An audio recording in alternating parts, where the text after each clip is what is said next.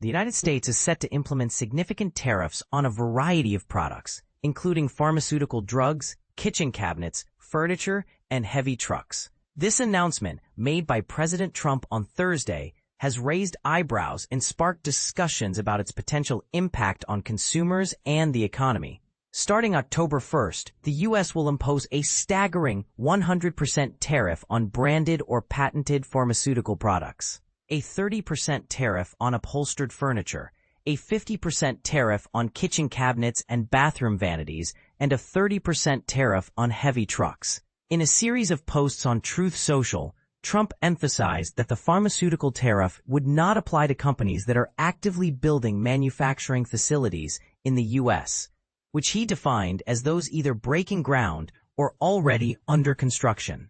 To put this into perspective, in 2024, the United States imported nearly $233 billion worth of pharmaceutical and medicinal products, according to data from the Census Bureau.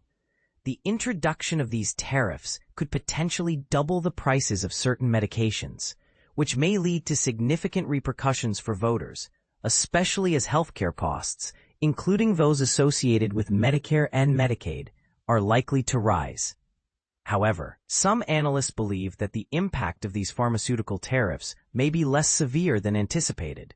For instance, generic drugs are exempt from these tariffs, and the provision allowing drug manufacturers with U.S. operations to avoid tariffs could mitigate the overall effect.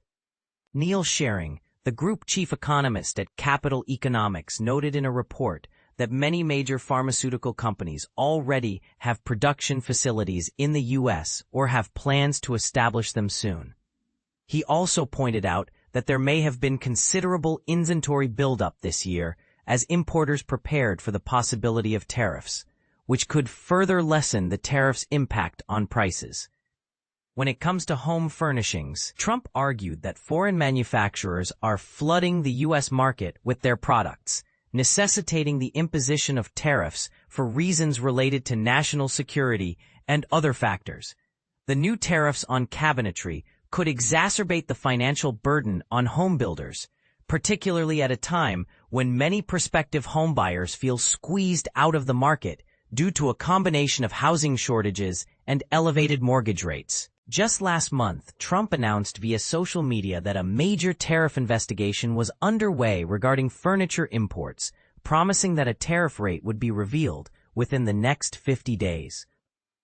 Additionally, the president stated that a 25% tariff on all heavy big trucks manufactured outside the U.S. is intended to shield American heavy truck manufacturers from unfair competition. He mentioned that companies like Peterbilt, Kenworth, Freightliner, and Mack Trucks would benefit from this protection against foreign competition. Throughout much of 2025, the Trump administration's extensive tariffs had not led to the inflationary pressures that many had predicted. However, recent economic data suggests that this trend may be changing, as the Consumer Price Index rose by 2.9% in August compared to the previous year, up from an annual rate of 2.3% in April, when Trump first introduced a broad set of import taxes. Moreover, there is little evidence to suggest that these tariffs are creating new factory jobs or stimulating the construction of manufacturing facilities.